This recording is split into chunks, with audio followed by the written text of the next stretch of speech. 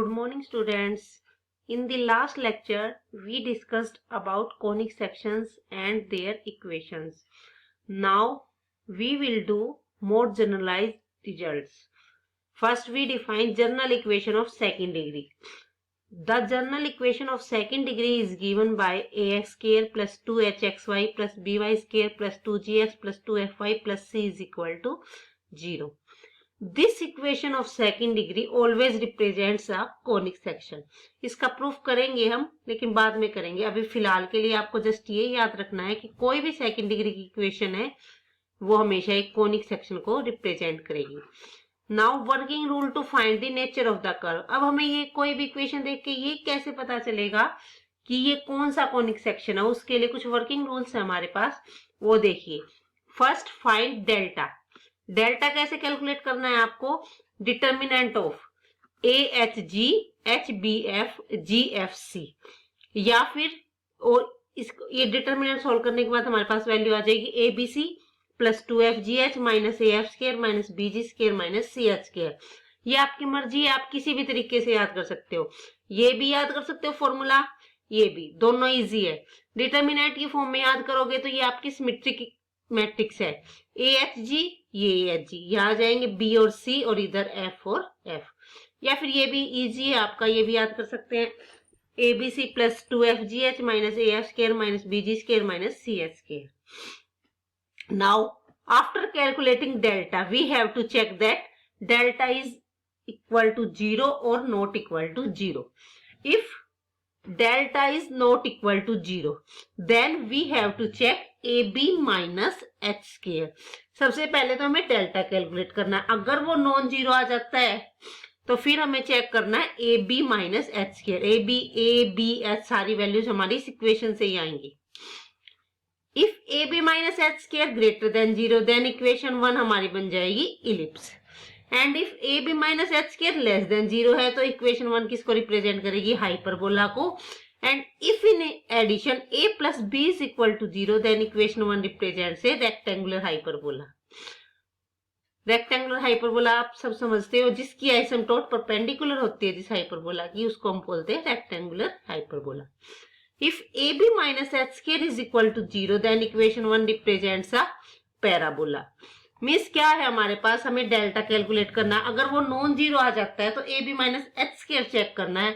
वो greater than zero है तो इलिप्स, लेस देन जीरो है तो हाइपरबोला, और इक्वल टू जीरो है तो parabola. If A is equal to B and H is equal to 0, then equation 1 represents a circle. तो आपको ये रिजल्ट याद रखना है. Now second case, if delta equal to 0, अगर डेल्टा हमारे पास आ जाता है 0, then equation 1 represents a pair of parallel line if AB minus H square is equal to 0 and a pair of intersecting line if AB minus H square is not equal to 0. Means अगर delta 0 आ जाता है तो फिर से हमें AB minus H square check करना है. अगर वो इक्वल टू 0 है तो पैरेलल लाइंस हो जाएंगी, और नॉट इक्वल टू 0 है तो पेयर ऑफ इंटरसेक्टिंग लाइंस.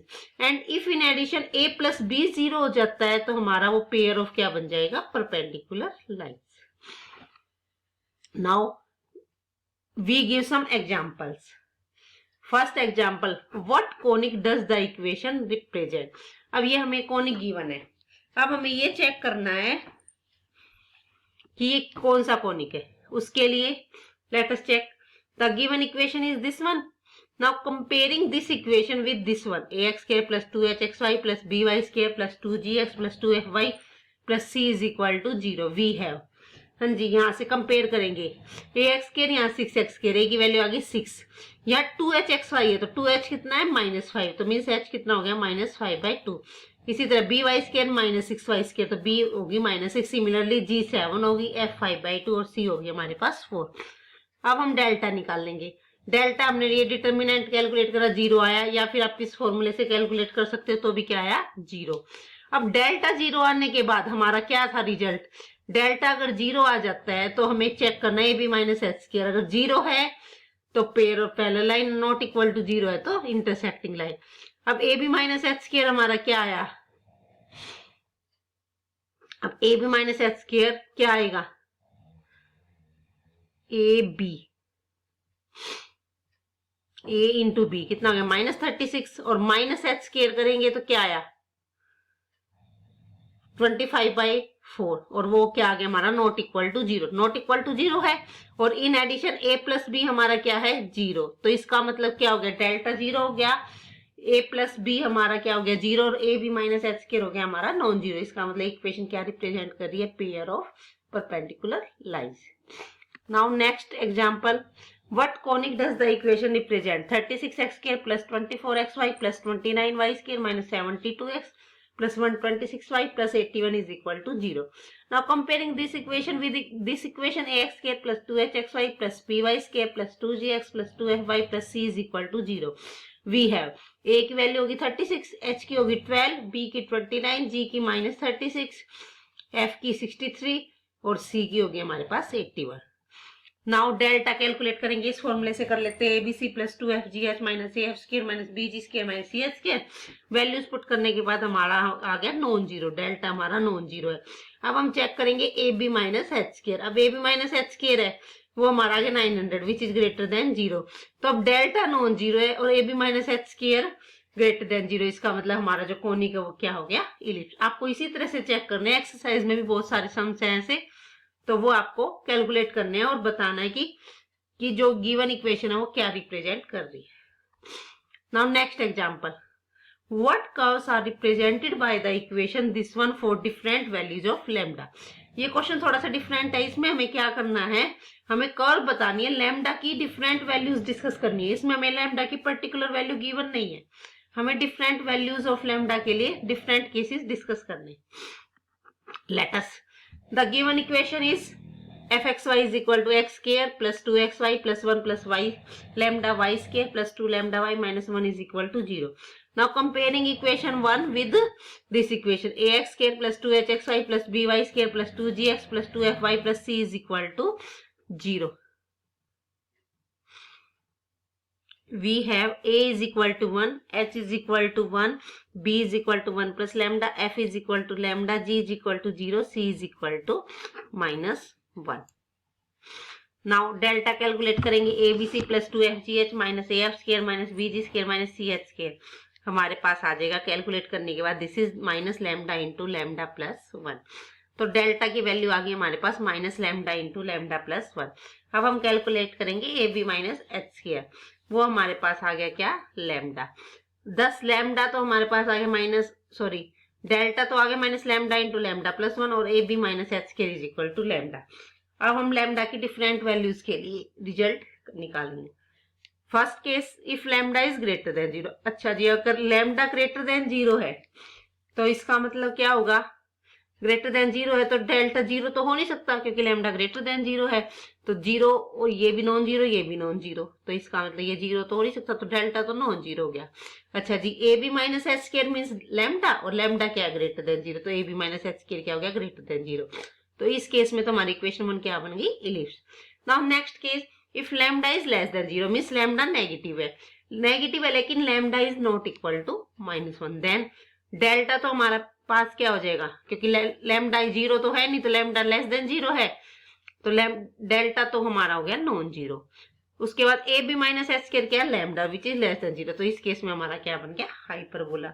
अब हम केस लेके चलते हैं, if lambda is equal to -1। अगर लैम्डा -1 होगा तो उस केस में डेल्टा हमारा क्या हो जाएगा 0 और A B minus H square हो जाएगा -1 नॉन जीरो, तो पेयर ऑफ क्या आ जाएगा intersecting line. Now if lambda is equal to 0, अगर लैम्डा 0 तो डेल्टा भी 0 और A B minus H square भी 0, तो equation 1 represents a pair of straight line, in particular parallel lines. Now next result is, now we define asymptote of the conic. Let the given conic be, हाँ जी अभी हमने prove करा कि कोई भी general equation of second degree है वो क्या करेगी कॉनिक को रिप्रेजेंट करेगी। Also the equation of asymptote of the conic is given by ax square plus 2hxy plus by square plus 2gx plus 2fy plus c plus lambda is equal to 0, because asymptote of conic differ from the equation by constant। यहाँ गलती से asymptote type हो गया, asymptote of conic differ from the equation by a constant. ये एक result है, ये अभी आप कैलकुलस में पढ़ेंगे एसिम्प्टोट का पूरा चैप्टर, तब आपको क्लियर हो जाएगा। फिलहाल आपको बस ये समझना है कि एसिम्प्टोट ऑफ द कोनिक निकालनी है तो कैसे निकालनी है। आपको कोनिक गिवन होगा, आपको इक्वेशन ऑफ एसिम्प्टोट निकालनी है, तो उसके लिए जस्ट क्या है, जो भी इक्वेशन है उसमें क्या है, कांस्टेंट ऐड कर देंगे तो वो किसकी इक्वेशन हो जाएगी, एसिम्प्टोट की। ठीक है, अब एसिम्प्टोट होती क्या है, वैसे इसकी डेफिनेशन मैंने ब्रीफ में डाल रखी है। An asymptote of a curve is a line such that the distance between curve and the line approaches to zero as the curve tends to infinity. Means जैसे देखो ये कर्व है, ये जैसे जैसे इन्फिनिटी को टेंड कर रही है, तो इस कर्व का और इस लाइन का जो डिफरेंस है वो जीरो को अप्रोच कर रहा है, मीन्स ये बिल्कुल मिलती जा रही है। जब ये कर्व कहां पहुंचेगी, इन्फिनिटी पे, तो इस लाइन, इन लाइंस को क्या बोलते हैं, इस कर्व की एसिम्प्टोट। जैसे हाइपरबोला में भी हमारे पास होती है, ऐसी ही होती है। ठीक है, तो अब हमने ये इक्वेशन होगी एसिम्प्टोट की। अब इक्वेशन एसिम्प्टोट हमेशा क्या होती है, स्ट्रेट लाइंस। अब स्ट्रेट लाइन है तो ये जो इक्वेशन नंबर 2 है वो किसको रिप्रेजेंट कर रही है, पेयर ऑफ स्ट्रेट लाइंस। तो पेयर ऑफ स्ट्रेट लाइन को कर रही है तो डेल्टा हमारा क्या होगा, जीरो। अभी ऊपर डिस्कस किया है कि डेल्टा जीरो होता है तभी हमारा पेयर ऑफ स्ट्रेट लाइन होती है। दिस इंप्लाइज, अब डेल्टा की फॉर्मूला क्या था, A B C plus 2fgf minus A F square minus B G square minus C H square. लेकिन हमारा यहाँ सी की जगह क्या है, सी प्लस लैम्डा। तो सी प्लस लैम्डा रख देंगे, कैलकुलेट करने के बाद हमारे पास लैम्डा की वैल्यू आ जाएगी minus delta over A B minus H square. This equation of asymptote हमारी क्या बन गई, A X square plus 2hxy plus B Y square plus 2gx plus 2fy plus C minus delta over A B minus H square is equal to zero. तो आपको just फिलहाल यही याद रखना है कि इक्वेशन ऑफ एसिम्प्टोट निकालनी किसी भी कोनिक सेक्शन की, तो उसका फॉर्मूला क्या है, जस्ट इक्वेशन लिखनी है जो गिवन है, minus lambda over A B minus H square is equal to zero. Asymptote calculus में आप डिटेल में पढ़ोगे व्हाट इज एसिम्प्टोट। बस ये याद रखना है कि जो भी एसिम्प्टोट की इक्वेशन आएगी उसमें और जो गिवन इक्वेशन में सिर्फ एक कांस्टेंट का डिफरेंस आएगा। Also equation of conjugate hyperbola, हाँ जी, कॉन्जुगेट हाइपरबोला की इक्वेशन निकालने का भी फॉर्मूला सिंपल सा है, सेम है, इक्वेशन एज इट इज लिख देनी है, minus 2 delta over A B minus H square is equal to zero. Conjugate hyperbola भी आप समझते हैं, क्या होता है कॉन्जुगेट हाइपरबोला, जब हमारा ट्रांसवर्स एक्सिस कॉन्जुगेट एक्सिस बन जाए और कॉन्जुगेट एक्सिस ट्रांसवर्स एक्सिस बन जाए तो उस हाइपरबोला को हम क्या कहते हैं, conjugate hyperbola. Now example number 3, find the asymptote of the hyperbola of this whose equation is this one, also find the equation of conjugate hyperbola.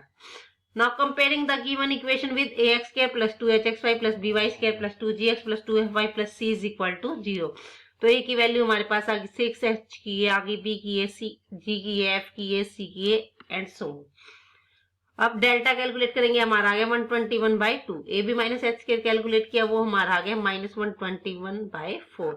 Now equation of asymptote, equation of asymptote क्या हो जाएगी, this one equation minus delta over, सारी values put कर देंगे हम, delta की भी, A B minus H square की, ये सारी वैल्यूज पुट करने के बाद हमारे पास इक्वेशन आ गई 6x square minus 7xy minus 3y square minus 2xy minus 8y minus 4 is equal to 0। Also equation of conjugate hyperbola क्या है, ax square plus 2hxy plus by square plus 2gx plus 2fy plus c minus 2 delta over A B minus H square. ये values put कर देंगे तो हमारे पास ये result आएगा। This is the required answer. अब आपको एक्सरसाइज के सम सोल्व करने हैं, इससे रिलेटेड जितने भी है, और कोई प्रॉब्लम आती है then you can ask me. Thank you.